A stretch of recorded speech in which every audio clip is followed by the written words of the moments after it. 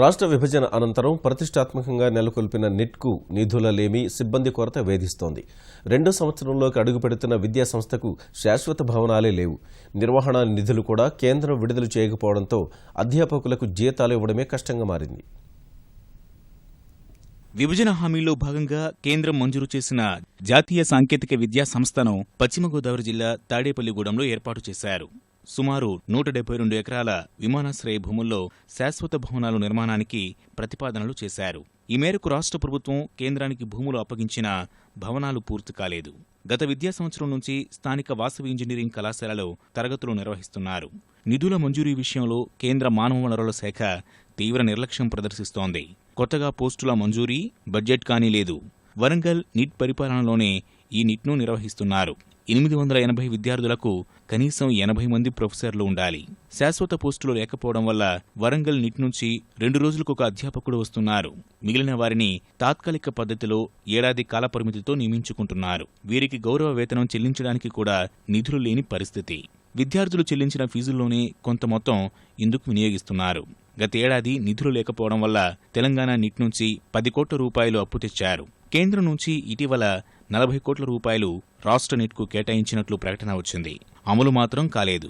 అవి మంజూరైనప్పటికీ ప్రొఫెసర్లకు జీతాలు, నిర్వహణ మాత్రం కష్టమే.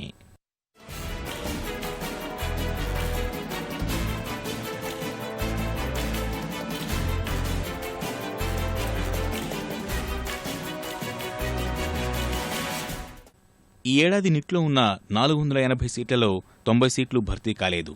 మెటాలాజికల్, బయోటెక్నాలజీ బ్రాంచుల్లో 16 సీట్లు చొప్పున మిగిలిపోయాయి. ఎస్సీ, ఎస్టీ విద్యార్థులు మినహా మిగతావారు చెల్లించే ఫీజులతోనే నెట్టుకొస్తున్నారు. అది అంతంత మాత్రమే. శాశ్వత నిర్మాణాలు ఇంకా ప్రారంభమే కాలేదు. దాదాపు 1000 కోట్లు ఉంటేనే గాని భవన నిర్మాణాలు సాధ్యం కాదు. అప్పటిదాకా వాసవి కళాశాలలో ల్యాబ్లను షిఫ్ట్ పద్ధతులపై వినియోగించుకోవాల్సి వస్తోంది. 90 సీట్లు వేకెంటీగానే ఉన్నాయి.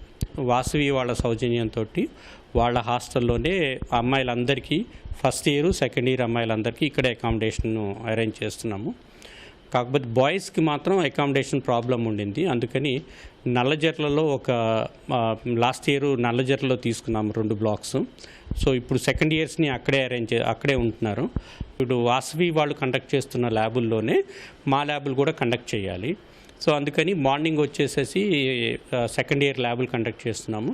ఈవినింగ్ 5 నుంచి ఫస్ట్ ఇయర్ ల్యాబ్స్ కండక్ట్ చేస్తున్నాం. నిట్లో మొదటి సంవత్సరం విద్యార్థులకు క్రీడలు తప్పనిసరి. ఇక్కడ సౌకర్యం లేదు. కేంద్రం తక్షణం స్పందించి నిధులు విడుదల చేసి నిర్మాణాలు త్వరితగతిన పూర్తి చేయాలని విద్యార్థులు కోరుతున్నారు.